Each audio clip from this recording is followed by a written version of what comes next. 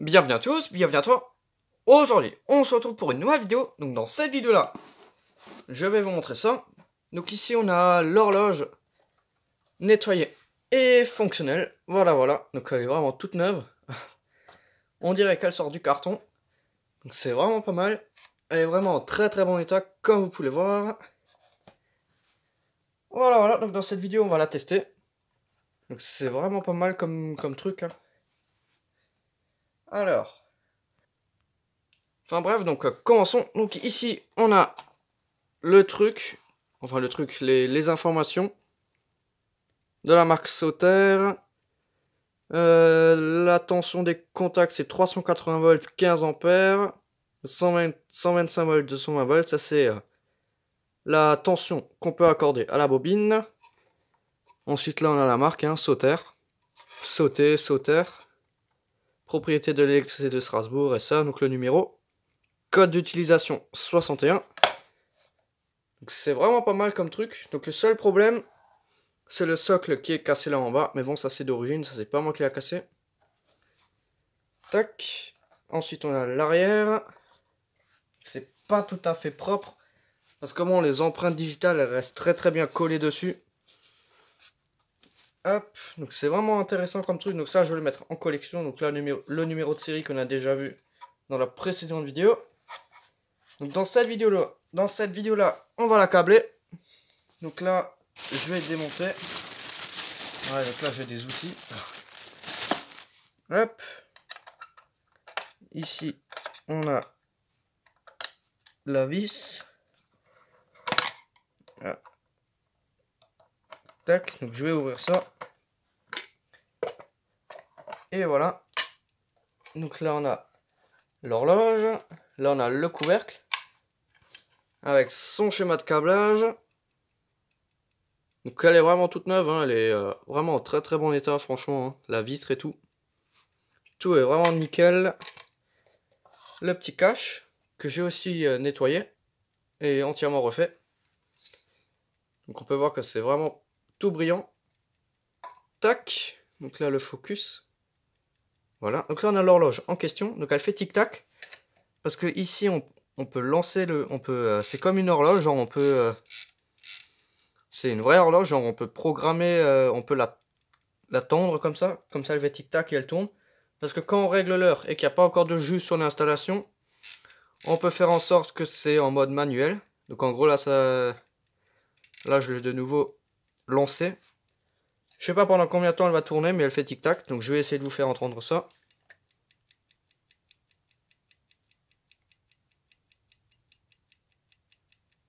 Voilà. Un joli petit son. Donc là je vais la mettre sur 9h. Comme ça, je regarderai si ça a tourné, mais je crois que ça fonctionne. Voilà, je suis sur 9h. Voilà. Donc j'ai tout nettoyé dedans.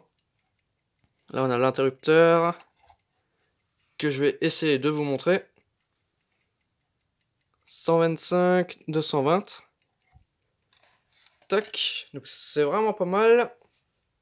Donc ça, je sais pas ce que c'est. C'est des vis pour maintenir le bordel ensemble. Enfin bref. Donc là, on va la mettre sous tension. Tac. Donc sous tension, c'est la borne 1 et 2 ici, comme c'est indiqué ici sur le schéma. Donc hors caméra, je l'ai déjà fait. Elle fonctionne très bien. Elle fonctionne. Donc là, il faut la fiche. Il faut que je dénude le câble. Avec mes outils hautement spécifiques. Enfin bref, je vais faire ça hors caméra, je reviens. Ok, c'est bon, j'ai dénudé le câble. Mais avant de brancher, je vais regarder tout ce qui peut être... Enfin, tout ce qui est relié à la masse. Parce que bon, ça, j'ai pas trop vérifié. Pour pas avoir de PNST, donc pièce nue sous tension. Tout ça, c'est relié à la terre. Ouais, donc il n'y a presque pas de risque de se prendre de châtaigne. Juste là, dans les bornes. Ça, c'est assez dangereux. Mais bon, c'est plutôt bien protégé. Ça va, il n'y a pas trop de pièces nues sous tension. Là, je touche un peu partout. Tout est bon. Là, on a carrément un cache qui permet de protéger les bornes. Le mécanisme là en bas, c'est bon. Ouais, là partout, c'est bon quoi. Donc, il n'y a pas trop de risques. de se prendre de châtaigne. Ok, donc non, je vais brancher ce bordel là-dessus. Donc cette horloge, je compte pas m'en servir, je vais l'utiliser en collection. Enfin, je vais l'utiliser en collection, je vais la garder en collection tout simplement. Parce que c'est un objet des années 60. Donc dans la précédente vidéo, je vous ai expliqué à quoi ça servait. Là où le truc il était sale. Hop, je mets ça. Et surtout pas oublier la terre parce que ce truc c'est vraiment vieux. Mais bon, franchement, pour son âge, c'est vraiment en très très bon état. Donc après, on va aussi essayer les contacts, mais ça on peut faire hors tension. Ok, donc là maintenant, je vais envoyer la pêche. Alors, là. Et voilà. Il y a votre PNST. Mais là, comme ça fait tic-tac, on n'entend peut-être pas.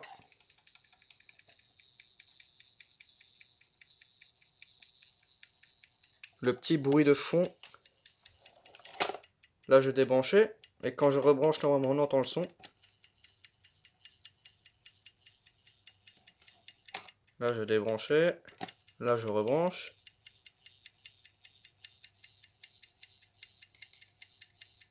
Voilà. Je sais pas si on entend, mais ça donne ça.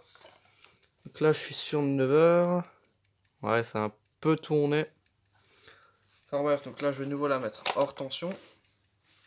Donc là, on va tester les contacts. Donc ceux-là, je les ai jamais testés. Tac. Donc si on tourne manuellement, on casse pas l'horloge. Hein. Si je tourne comme ça, là, je casse pas. Faut juste pas faire dans l'autre sens. Dans le sens de la flèche. Parce que de toute façon, pour régler l'heure, il faut bien tourner cette molette. Et c'est une horloge suisse. Donc ça, c'est vraiment increvable. C'est de la très très bonne qualité. Et c'est très recherché comme truc. Hein. Hop. J'enlève la fiche. Donc c'était juste pour ça, la petite fiche. Hein. Ok. Donc là, maintenant, on va tester les contacts. Donc, je les ai jamais testés. Hein. Donc le 3 et 4, donc faut que je me mette sur la borne 4 et 5 avec le bip. Donc je fais ça en vidéo, hein. Je sais pas si ça vous intéresse, mais ça peut être pas mal.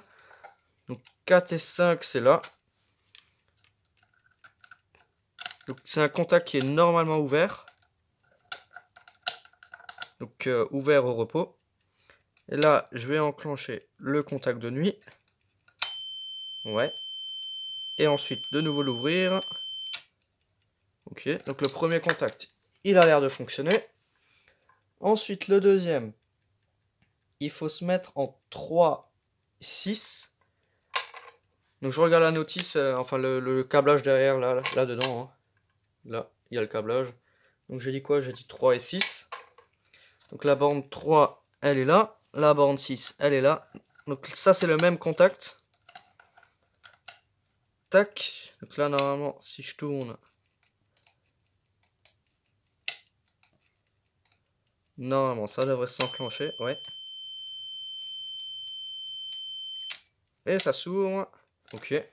Ça, c'est bon aussi. Ensuite, il y a un contact qui est fermé au repos. Donc, je vais vous montrer ça. Il y en a un qui est fermé au repos. C'est le 9. Et le 10, il est ouvert au repos. Ouais, c'est ça, ouais. Donc, on a le contact A et le contact C. C'est vraiment pas mal. Donc, ça, je le mets là. Comme ça, vous voyez aussi un peu. Donc, le focus. Donc là, moi d'ailleurs je vois aussi, donc là faut que je me mette entre la borne, non je vois pas, entre la borne 8 et 10 et 9. Donc la borne 8, c'est celle-ci. Donc j'ai jamais testé hors caméra, hein, je sais pas ce que ça donne.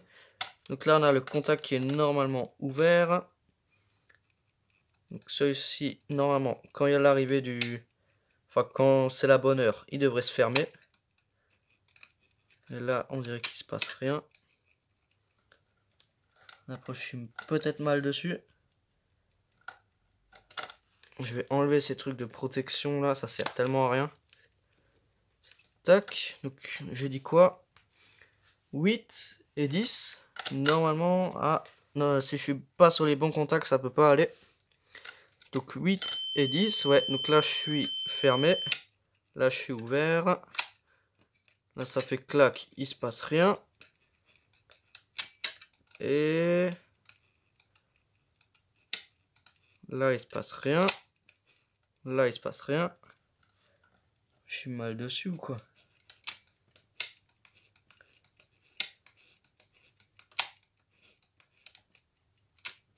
Ah, là il se passe de nouveau quelque chose.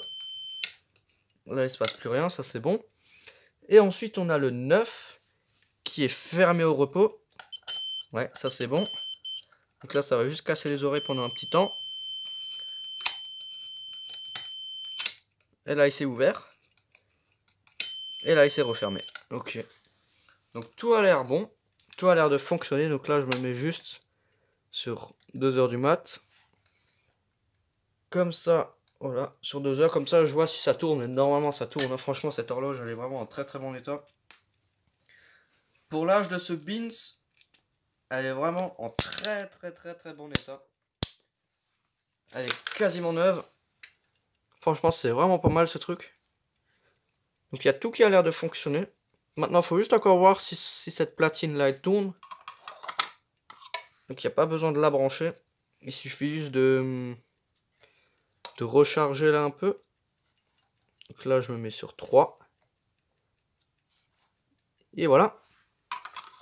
Et je referme ça. Hop, donc là on a un joint en ficelle.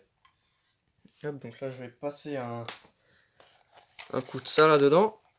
Parce que là je vais plus l'ouvrir, je pense. Tac. Un peu là. Un peu ici. Un peu là. Un peu ici. Enfin voilà, j'ai déjà fait, mais les empreintes digitales, j'aimerais pas que ça reste dessus. Et voilà. Donc là, à l'intérieur, je crois que c'est bon. Ouais, à l'intérieur, tout a l'air bon. Juste encore ici. Et voilà. Donc là, maintenant, on ferme le bordel. Et voilà, clac. Et là, on n'entend plus tic-tic. Hein. Là, on l'entend quasiment plus. La matière qu'ils ont utilisée, elle est très bien. Enfin, je sais pas comment ça se dit, mais elle est pas très... je cherche le mot. Enfin, elle est très anti-bruit, quoi. Hein. Elle camoufle très bien le bruit. Elle étouffe très très bien le bruit. Donc on l'entend presque plus. Maintenant le bruit il sort par là. Voilà. Et si on la pose sur le tapis, on n'entend presque plus rien. Donc c'est vraiment pas mal ce petit truc. Donc déjà 13 minutes de vidéo. J'ai même pas senti le temps passer. Enfin bref, donc c'était juste une petite vidéo pour vous montrer ce truc. Hein. Voilà. Donc merci d'avoir regardé cette petite vidéo. Si tu as des questions, n'hésite pas à me les poser dans l'espace des commentaires. Ciao!